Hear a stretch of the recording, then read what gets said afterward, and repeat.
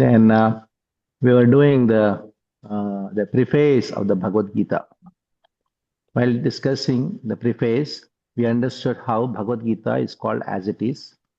The commentaries given by Srila Prabhupada is Bhagavad Gita as it is, because he actually spoke what Krishna wanted to speak to Arjuna. Many a times, people speak from Bhagavad Gita according to their own understanding, but nobody understands the heart of Krishna. Whenever you hear from someone, you should understand what is the intention behind what Krishna is speaking. You can understand only when you know the person. Without knowing the person, you cannot know what he's speaking, what he's acting. So only one who knows Krishna can understand what Krishna is speaking. Without knowing Krishna, without loving Krishna, you cannot understand what Krishna is speaking. So that is why only a devotee of Krishna can actually understand the Bhagavad Gita and explain to us. So last time we also discussed the cover page of Bhagavad Gita. If you remember, we discussed why Bhagavad Gita is called Srimad, what is the meaning of Bhagavad, what is the meaning of Gita, why the conversation between Krishna and Arjuna is called Gita. We also learned how the first page of Bhagavad Gita is a picture of Krishna and Arjuna on the chariot. So that shows that how Krishna has become the driver of Arjuna. That shows how Krishna, being the Supreme Lord, he is actually Bhakta Vatsala. He is captivated by the devotion of his devotees and becomes servant of his devotees. Then we understood what is the meaning of Bhakti Vedanta Swami Prabhupada, and also understood the meaning of International Society for Krishna Consciousness. So these are the certain points which we discussed last time. Now we were in the preface.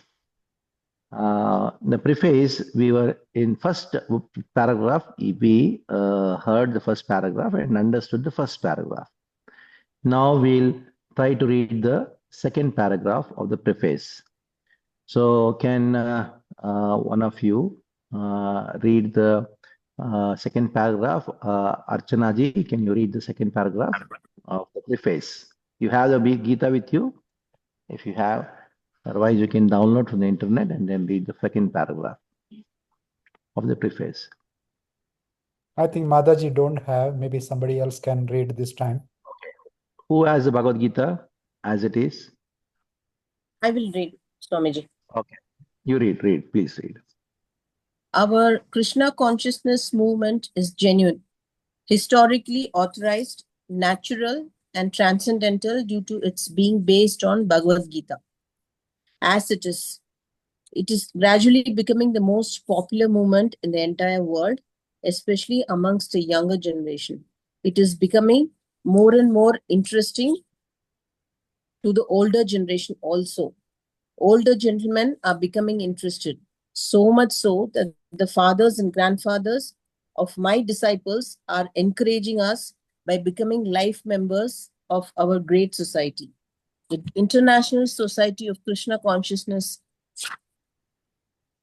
In Los Angeles, many fathers and mothers used to come to see me to express their feelings of gratitude for my leading the Krishna consciousness movement throughout the entire world. Some of them said that it is greatly fortunate for the Americans that have started the Krishna consciousness movement in America.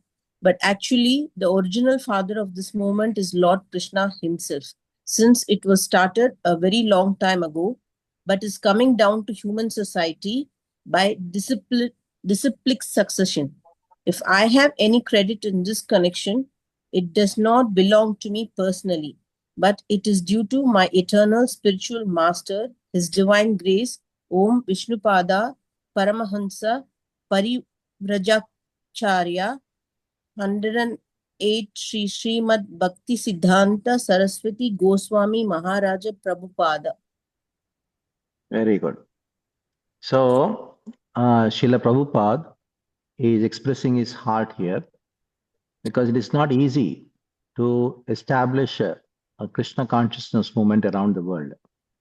So those of you who are new to this movement, and have no much idea about how this movement started, I'll give you a small brief. Who you are seeing somebody behind me, isn't it? This this temple in Sweden in Almik is a beautiful farm. So he is Srila Prabhupada, the founder Acharya for the International Society for Krishna Consciousness. In 1965, he got a ticket to go to America, not a flight ticket. It is a ticket in the cargo vessel.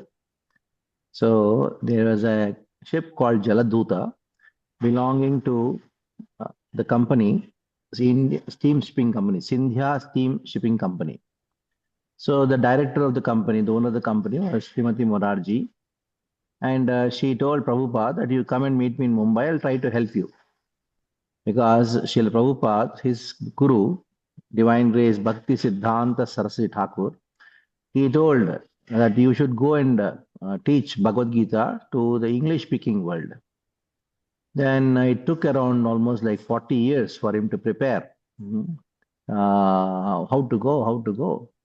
It is not easy to go during those times. He had no money also. He had only 40 rupees at that time. And Srimati Morarji, she told Prabhupada, Swamiji, why are you going to America? It is very cold there and you are very old. Then Swamiji told, I know that America is cold, I am very old, but you should know I am very bold. He's very smart in replying. So then Srimati Morarji, she gave one ticket to Swamiji, you go then. So he went all the way to America. He had nobody, it's an unknown place for him. And somebody hosted him for a few days. That's all. But Srila Prabhupada, he had the order of his spiritual master on his head.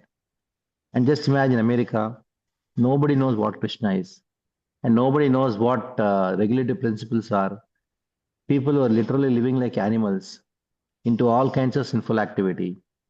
There, Srila Prabhupada had so much of faith in his order of the spiritual master. And he just started doing kirtan under one tree called Thompson Square Park. So there, while doing kirtan, then what happened? Few of young American boys and girls, they came and started dancing in the kirtan. Like many of you must have gone to ISKCON temples. There, you must have seen people chanting and dancing. Hare Krishna Mantra songs go on and they dance. So it started in America there, in a park. So few of them, they became very attracted, this Swamiji, the hippies there. They were actually literally given up their houses. They're living on the streets. They were practically living like animals. And they all, few of them, they started staying with Prabhupada and gave up all their bad habits. And now they are preaching Krishna consciousness around the world. So Srila Prabhupada understands the importance of it and then writes in this particular section of the preface that many Americans, they are very grateful to him. And they also became life members for starting this Krishna consciousness movement in America. The reason is the whole American government, they are very much fed up by the nuisance created by the hippies. They are spending millions of dollars for drug de-addiction. The government was spending, but they were not giving up drugs. But this Krishna consciousness movement, once they took up, these young boys and girls, they gave up drugs, they gave up intoxication, they gave up all the bad habits.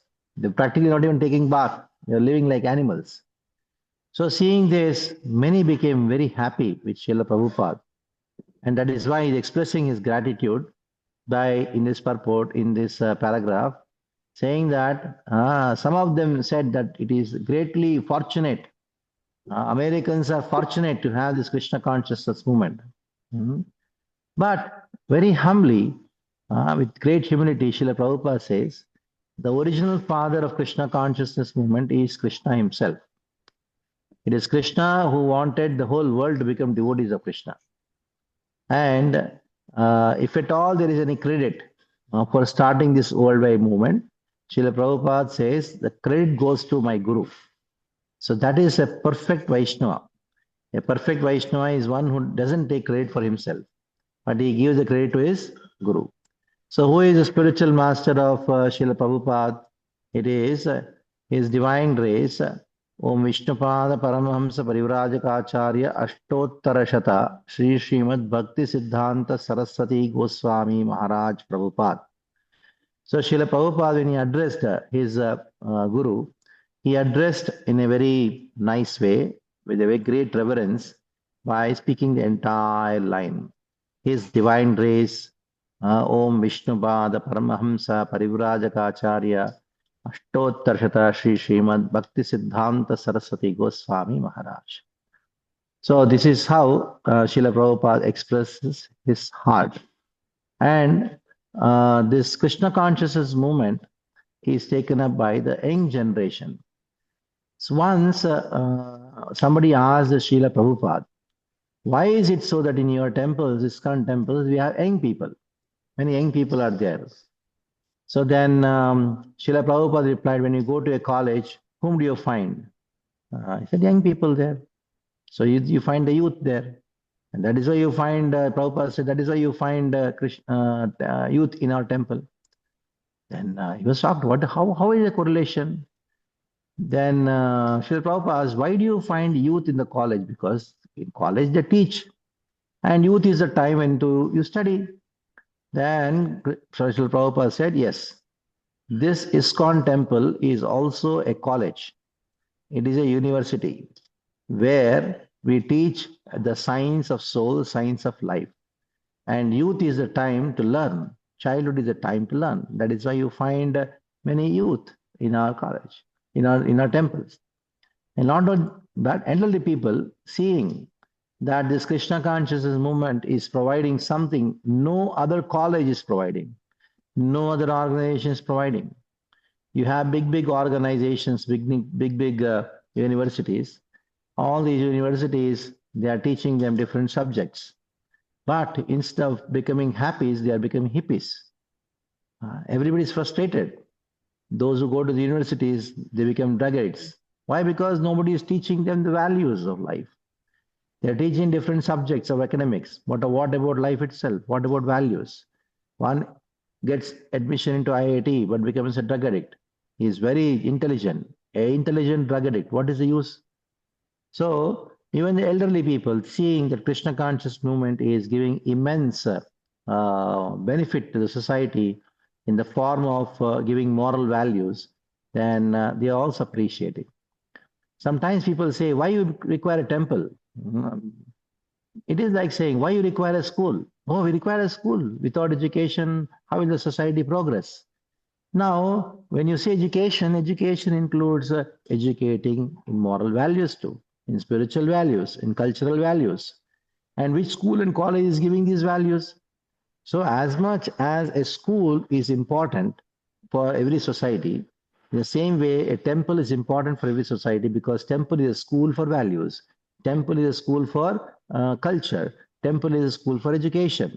Temple is a school for inculcating spiritual, cultural, and ethical values.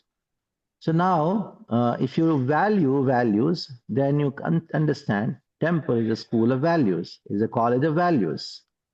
So that is why, as much as it is important for you to send your son or daughter, if your child, to a school, in the same way, it is important for you to send your son and daughter to ISKCON temples, because that is where they learn the moral, cultural, and spiritual values in their life. So sometimes people say, why a temple? So many temples are there. Let us build a school. Let us build a hospital. Yes, ISKCON is school as well as a hospital. How it is a school? Because we teach moral, spiritual, cultural values. This is a university for moral, spiritual, and cultural values. And also a hospital. Why it is a hospital? Because when somebody is affected by immoral values in their family, in their society, when somebody is affected by somebody's unethical life, and they are suffering mentally, where will you go? Which hospital you should go? ISKCON is a hospital where our emotional and mental diseases are treated. So you require a temple.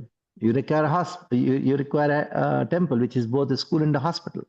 A school for moral, spiritual, and cultural values, and a hospital for mental diseases, emotional sickness, all kinds of agonies. What we have, who is going to solve that?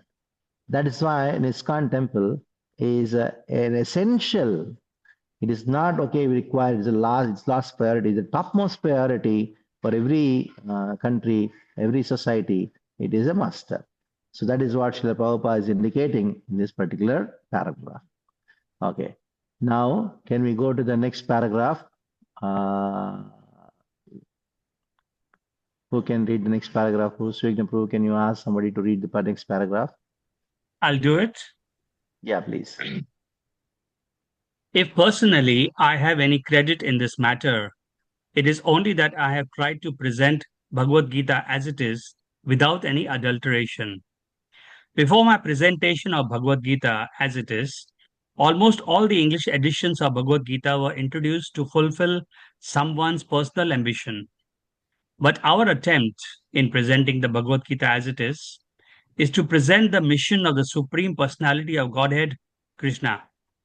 Our business is to present the will of Krishna, not that of any mundane speculator like the politician, philosopher, or scientist. For they have very little knowledge of Krishna, despite all the other knowledge. When Krishna says, Man mana bhava mad bhakto mada yaji mam namaskuru, Bhagavad Gita 1865, etc., we, unlike the so-called scholars, do not say that Krishna and his inner spirit are different. Krishna is absolute, and there is no difference between Krishna's name, Krishna's form, Krishna's qualities, Krishna's pastimes, etc. This absolute position of Krishna is difficult to understand for any person who is not a devotee of Krishna in the system of parampara, disciplic succession. Generally, the so-called scholars, politicians, philosophers, and swamis, without perfect knowledge of Krishna, try to banish or kill Krishna when writing commentary on Bhagavad Gita. Such unauthorized commentary upon Bhagavad Gita is known as Mayavadya Bhasya, and Lord Chaitanya has warned us about these unauthorized men. Lord Chaitanya clearly says that anyone who tries to understand Bhagavad Gita from the Mayavadi point of view will commit a great blunder.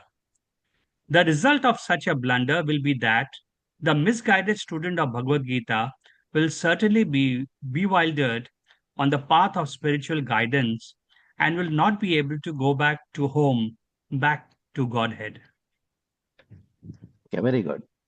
So now, Srila Prabhupada says that if at all have any credit in this matter, I have only one credit. I have tried to present the Bhagavad Gita as it is without any alteration. Now, in the introduction also, this particular point comes. Once an American lady, she asked Srila Prabhupada that already so many commentaries are there in the Bhagavad Gita. Why are you writing one more commentary? Then Srila Prabhupada said that most of the commentators in the Bhagavad Gita till date, especially in English, they presented their own views, taking the name of Krishna. But nobody presented Bhagavad Gita as it is.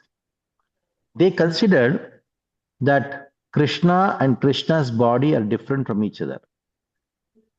They said somebody came, God came in the body of Krishna and spoke Bhagavad Gita.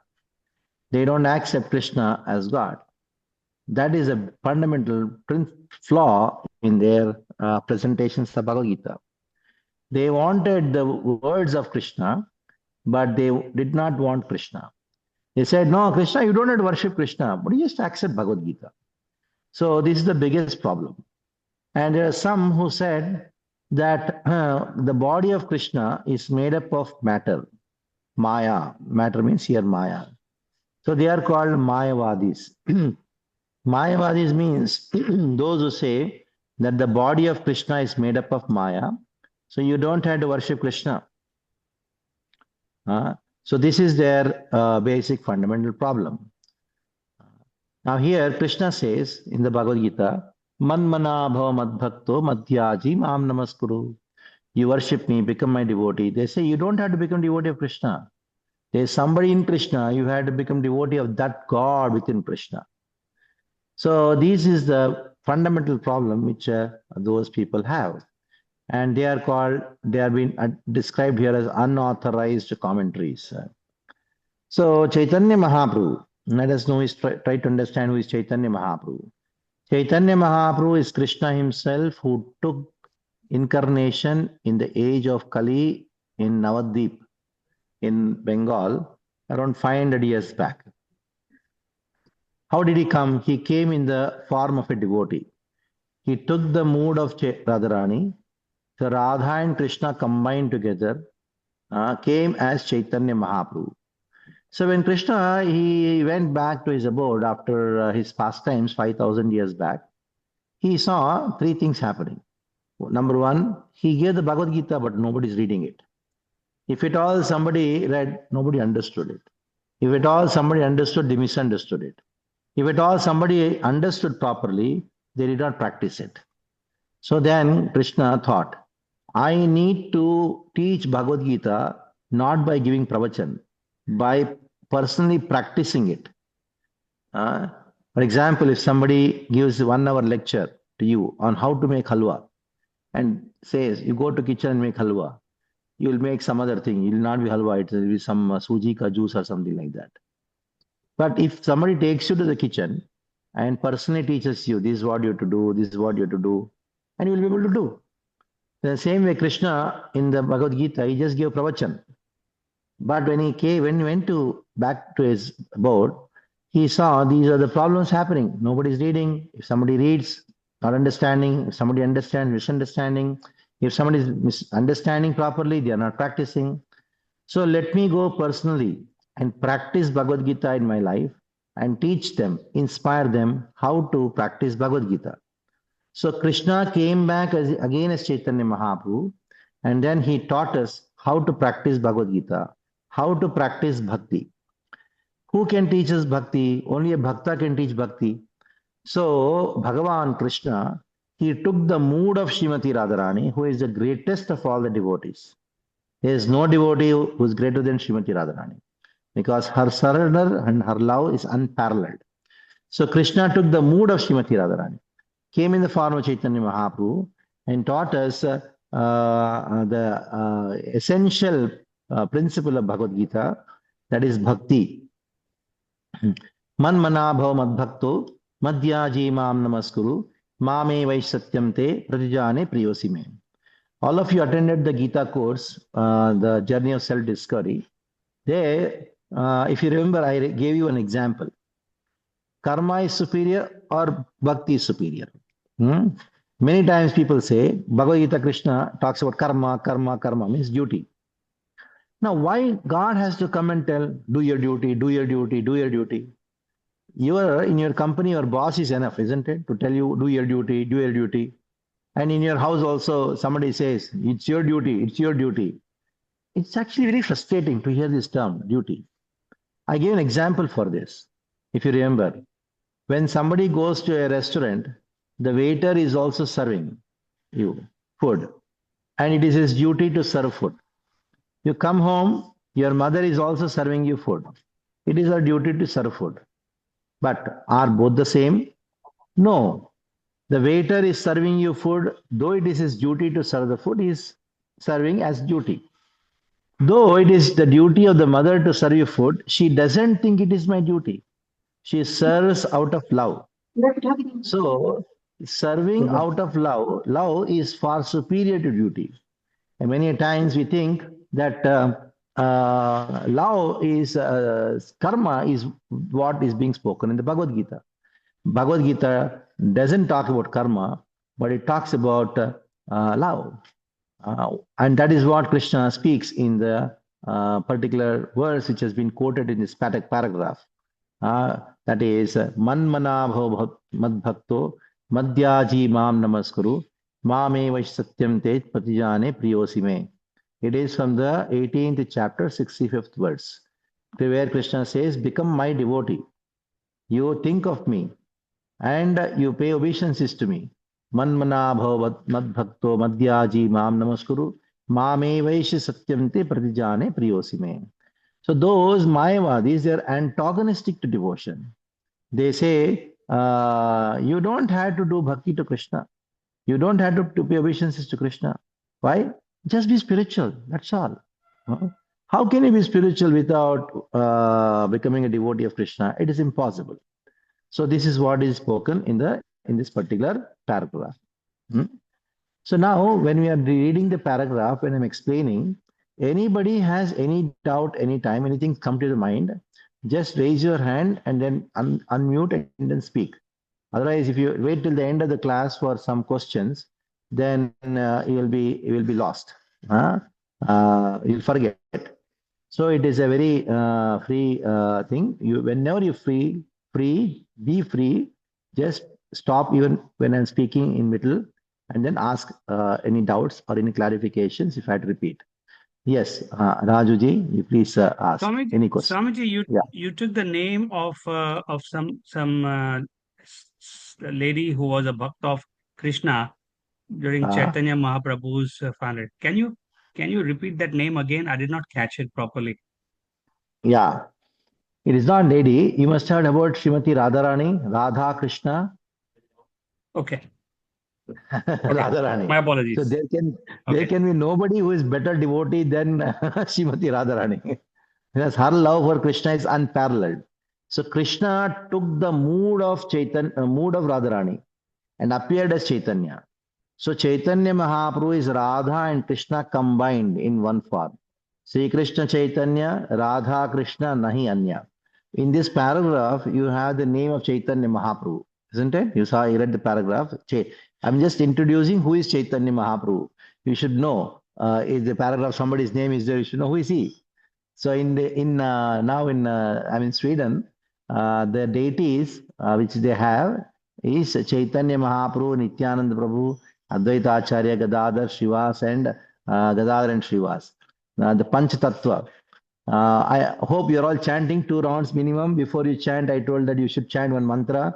That is Panchatattva Pranam Mantra. Jai Shri Krishna Chaitanya Prabhu Nityananda Shri Advaita Gadadhar Srivas Adi Gaura Bhakta Vrinda. So the names of 5 forms of the Supreme Lord: Chaitanya, Nityananda, Advaita, Gadadhara, and Srivas. So those are the deities which are there here. I'll make you have darshan. Maybe you should. It's a little far from here. I'll just show you. It is a temple hall. These are the deities. 5 deities you see, Panchatattva deities. There is a temple hall in Sweden. They worship these deities, Panchatattva. There is Chaitanya in the middle. On the right side of Chaitanya is Nityananda. Right side of Nityananda is Advaita Acharya. Cannot see, Maharaj, light flashing. I cannot see. Okay, I'll take you near then. It's good. I'll show you these deities. Because since you asked about Chaitanya, I'll try to show you about these deities.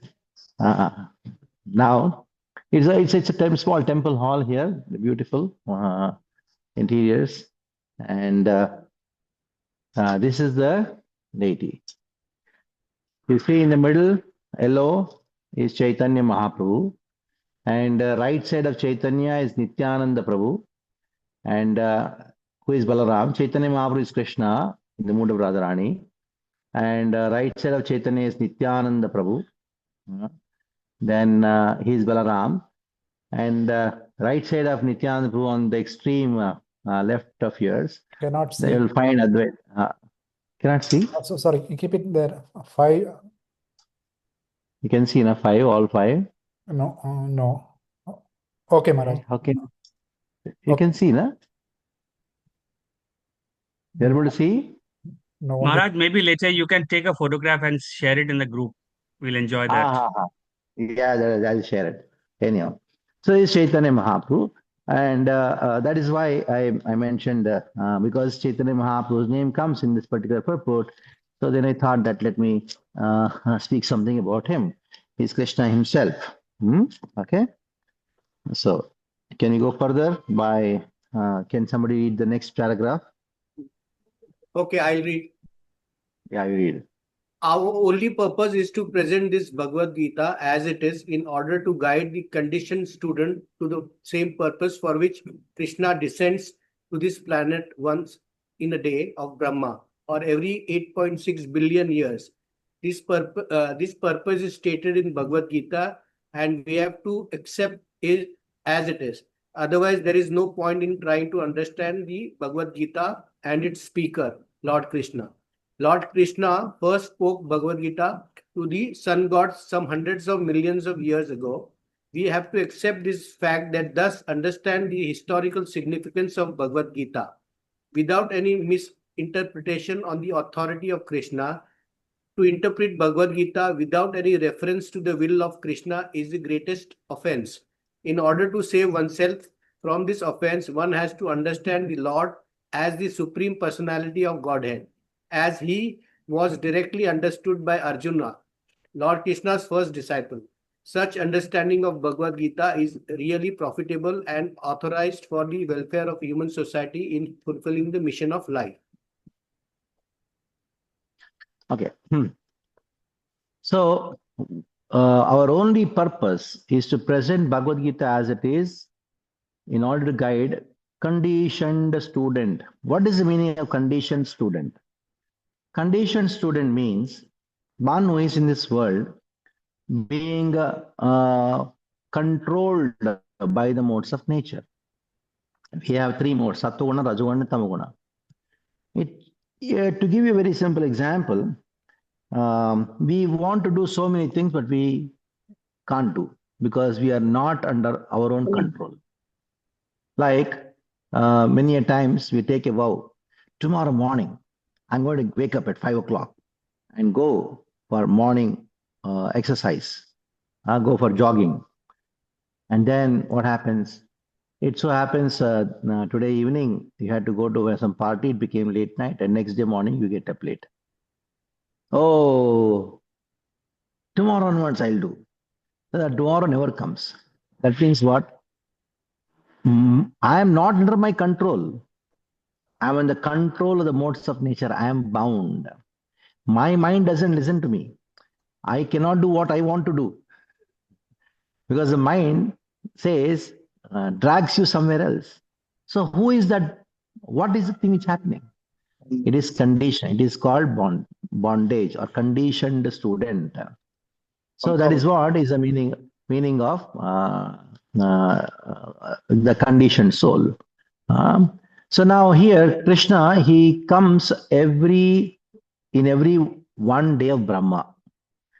So very interesting. I'm going to speak something about the time science. It is very good to know time science. What is this time science, the Vedic time science?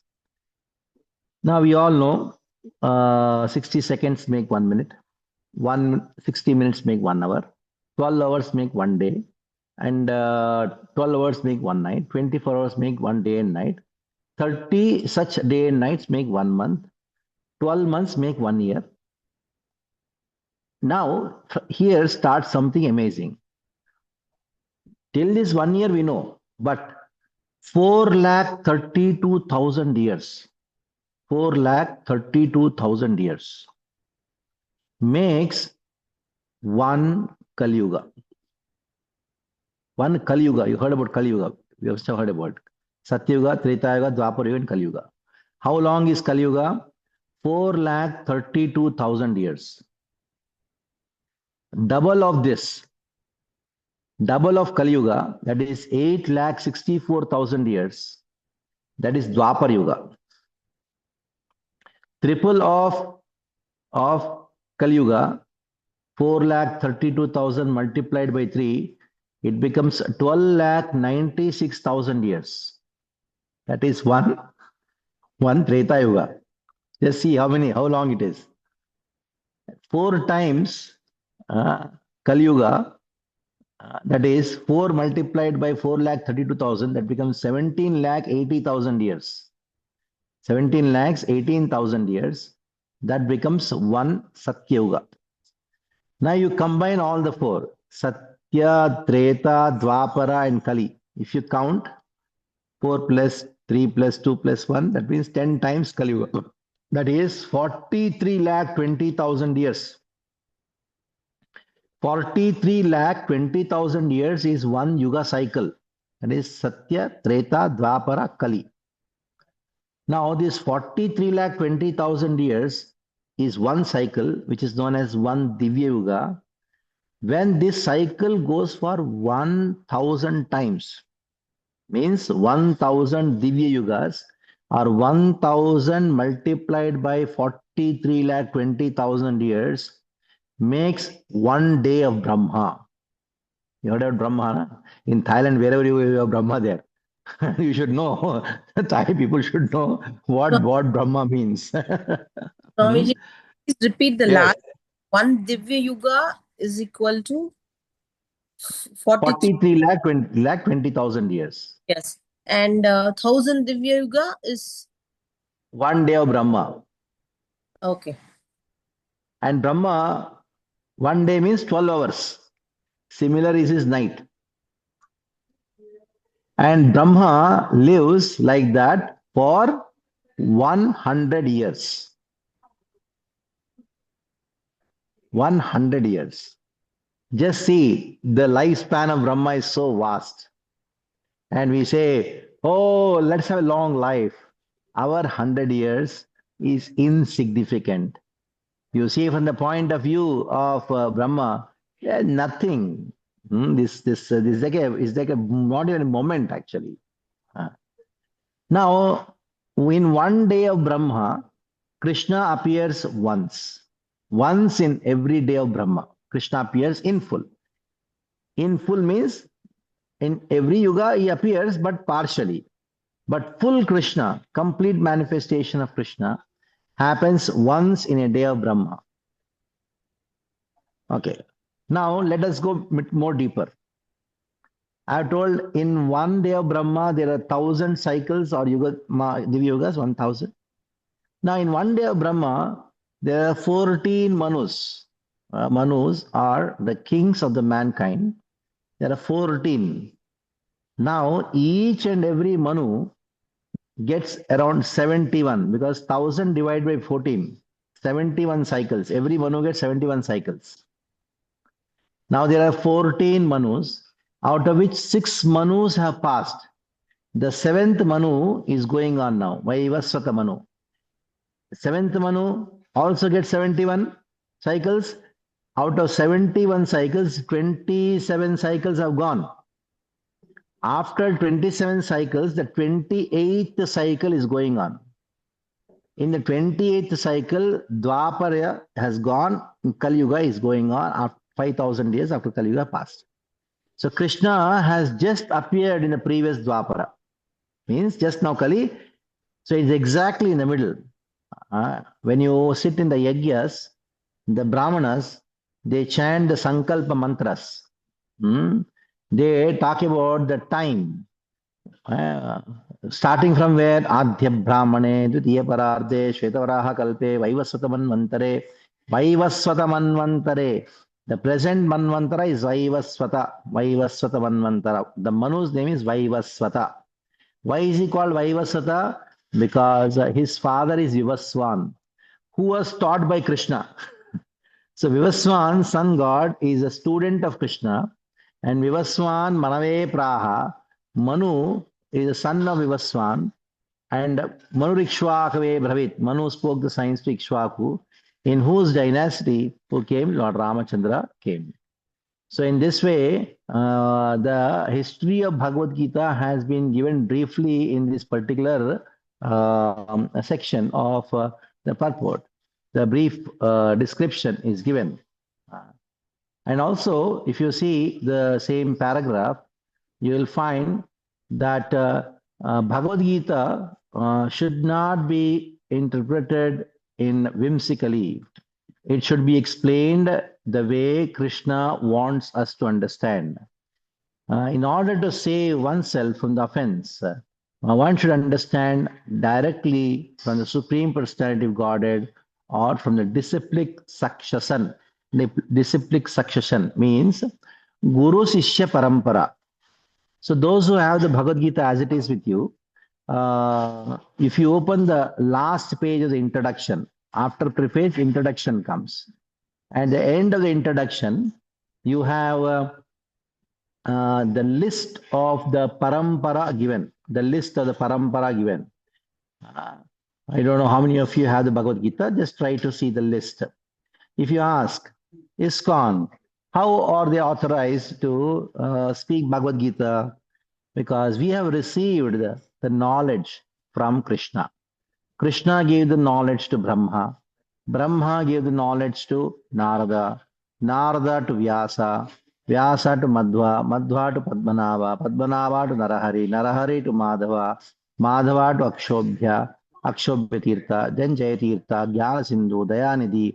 Vidyanidhi. Rajendra. Jayadharma. Purushottama. Brahmanya Tirtha. Vyasa Tirtha. Lakshmipati Tirtha. Madhavendra Puri. Ishwara Puri. Lord Chaitanya. Rupa Goswami. Raghunath Goswami, Raghunath Bhattu Goswami, Jiva Goswami, Krishnadas Kaviraj Goswami, Ratandas Thakur, Vishwanath Thakur, Jagannatha, Bhakti Vinod Thakur, Gaura Kishora, Bhakti Vinod Thakur, and Bhakti Vedanta Swami Srila Prabhupada. Just see. So this is the disciplic succession. So though International Society for Krishna Consciousness is a new organization, but its history goes back all the way to Krishna. It is a very old, it is authentic, authorized organization. Though it seems to be having a very modern way of presenting things, but what is being presented is very authentic. Whatever I'm speaking, I've learned from my Guru. Whatever my Guru is teaching is learned from his Guru. Whatever he spoke from his Guru. In this way, it is known as Guru Sishya Parampara. In English, it is known as what? Disciplic succession. So when you get the Bhagavad Gita as it is, you will find these names. Those of you who have the Bhagavad Gita with you, you know, I read the list. I hope you got the list there at the end. It is authorized. It is not, I'm not speaking anything from my own mind. It's not my speculation. It is actually whatever has been spoken previously, right from the previous acharyas. So by hearing from the previous acharyas, what is going to happen? The whole human society will be elevated by understanding the mission of life, the goal of life. The goal of life is not just to make money, make a house, and have a family. Everything will be destroyed, they're trying to death. So the goal of life is just not to come back to this world again. If you remember, in the journey of this self-discipline course, I spoke a very interesting point, if you remember.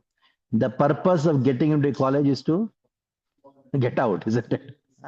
You remember, the purpose of getting into college is not to stay in the college, however good it may be. The same way, the purpose of getting into this life is not to stay. Even if you want to stay, you cannot stay. So the purpose is to get out. So prepare to get out. So that is the purpose of the Bhagavad Gita.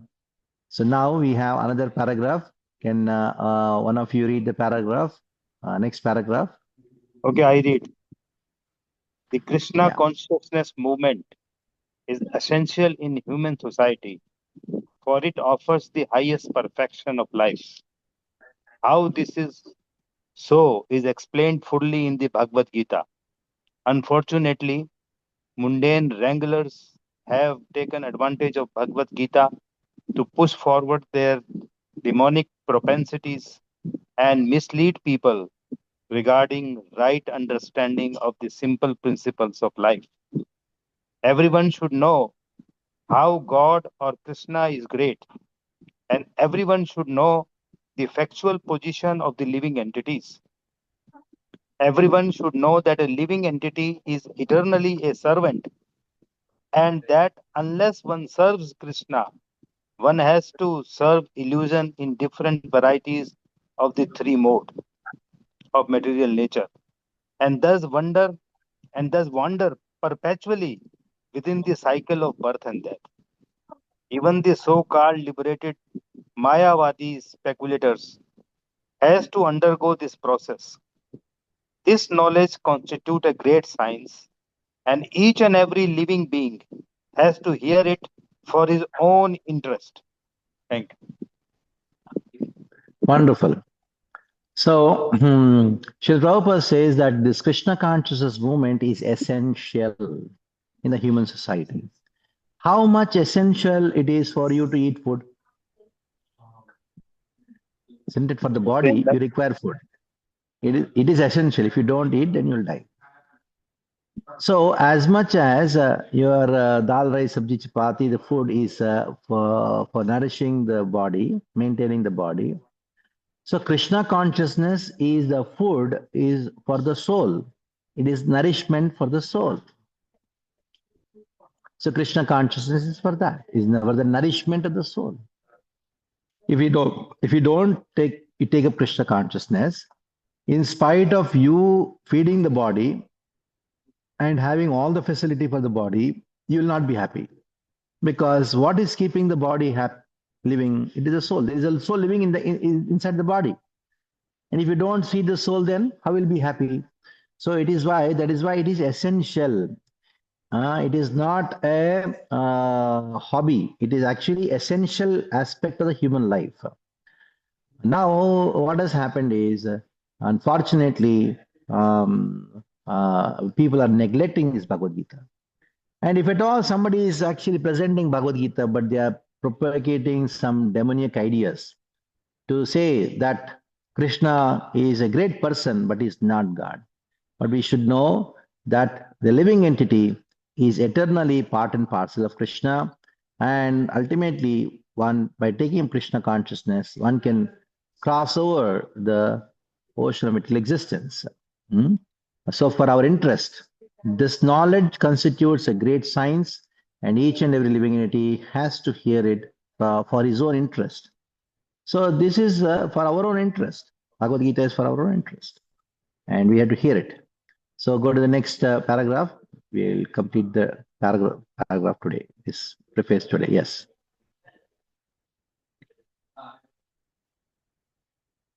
Someone?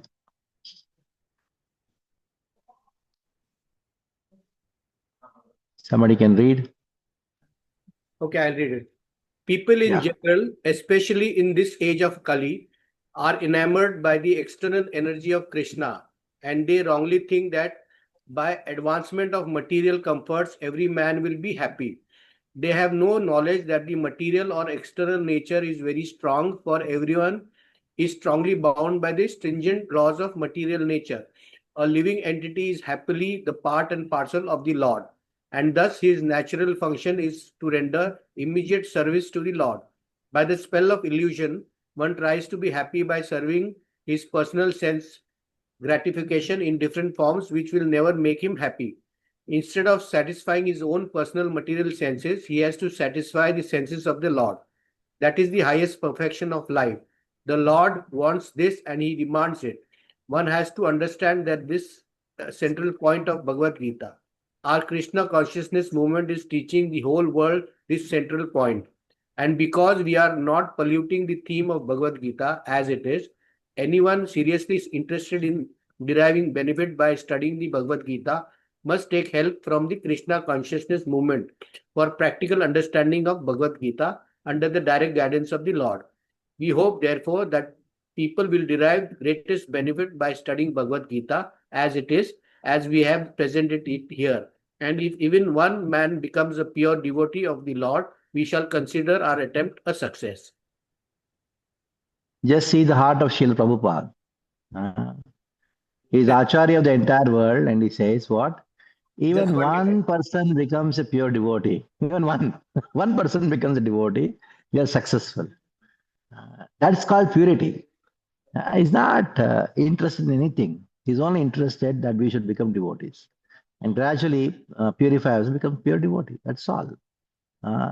So this is the heart of our Acharya, the heart of Srila Prabhupada, where he says that especially in the age of Kali, the ignorance has become so much. They think that if I am comfortable materially, I'll become happy. But in spite of all the comfort, we are not happy. Why? What is the reason for it? The reason is material nature will never let you be happy until unless we come to the understanding that I'm part and parcel of Krishna. I'm supposed to serve him, and by giving enjoyment to Krishna, I enjoy. That is what is the takeaway for today. If you want to enjoy, give enjoyment for Krishna. For that, I'll give a small example. You are standing in front of a mirror.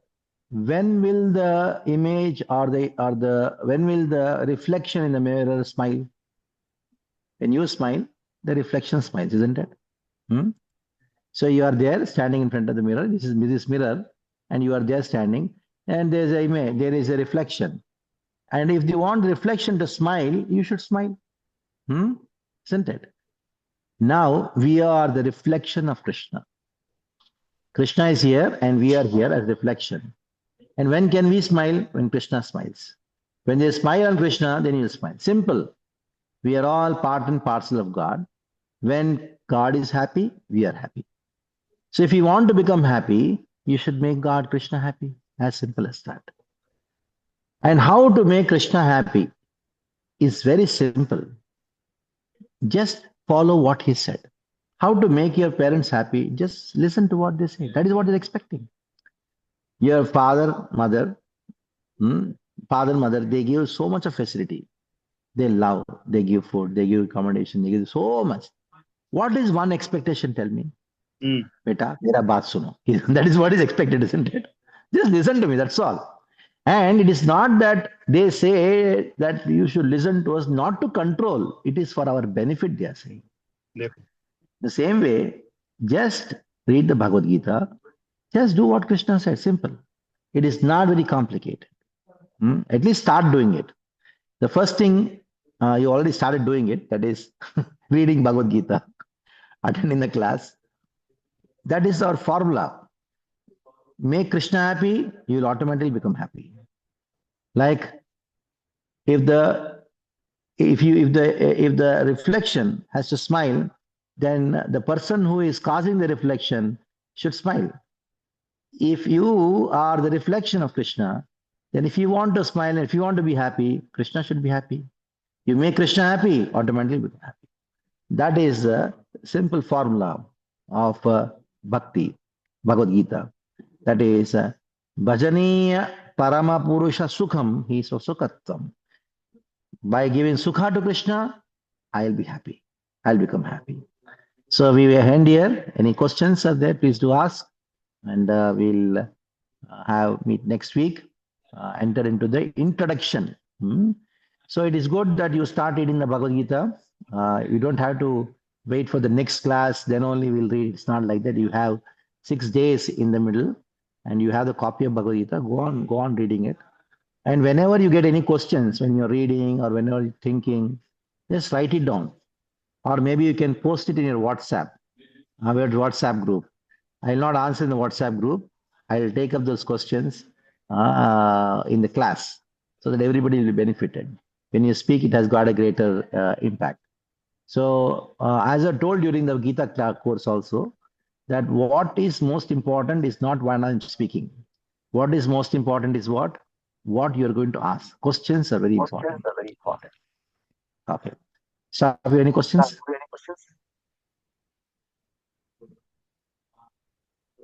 Swamiji, if I may, Yeah. no offense, but there are other interpretations of the Bhagavad Gita also, and Yes. many respectable people have also written commentaries on it. Yes. So, what would be, let's say, if I'm following the ISKCON, the as it is, Bhagavad Gita as it is, or another interpretation, will that be harmful for me, or will that help me to get maybe a bigger understanding? I'm not saying my understanding would be better than any of those people who have made those commentaries, but is that helpful or is that not helpful? Good question. Now, there are many respectable people have written commentaries on Bhagavad Gita. But what does Krishna say in the Bhagavad Gita? He says, Arjuna, I'm speaking this science to you because you are my devotee and you are my friend. So only a devotee of Krishna can understand Bhagavad Gita. Only a person who has understood Bhagavad Gita can give a commentary on Bhagavad Gita. Isn't it? So What is required is you should know whether the commentator is a devotee of Krishna or not. If he's a devotee of Krishna, go ahead, it will be beneficial. So the world has not seen in the recent times, at least, of course, there are many great devotees, but the great devotees who have written a commentary and made it effective around the world, understandable for people, the commentary understandable for people. In the recent past, it is only Srila Prabhupada, according to my knowledge, because he wrote the Bhagavad Gita in such a way that a contemporary person, means the people now who are educated from this modern education system, can understand. That is why written. So if somebody has written a devotee of Krishna giving a commentary in Bhagavad Gita, you can go and read it. No problem with that. Because Krishna says only a devotee can understand Bhagavad Gita. Not you don't require scholarship to understand Bhagavad Gita. In the very first day itself, we discussed about that person, old Brahmana, who was not knowing to read, but he was crying reading the Bhagavad Gita. Why? Because he was able to understand the compassion of Krishna in the Bhagavad Gita. He is Bhakta Vatsala. The Lord of the three worlds has become a driver for Arjuna. So if somebody is able to see the compassion of Krishna in every page of Bhagavad Gita, then you can read, no problem. Hope all of you are chanting at least 2 rounds. It will be nice if you can chant that 2 rounds every time. Yeah. Okay, anything else? Swamiji, if you don't mind, can you recite the mantra and the chant again once and put it in the WhatsApp group for us to follow? Because Okay, I'll do that. from the event over here, it's a long video, it's a long audio, and to Okay, extract that may be a bit difficult. So if you can just put it clearly, it will be easy for us. Thank you. I'll do that. I'll do that immediately. Okay, thank you very much. We'll meet next week. Next week, I'll speak to you from UK.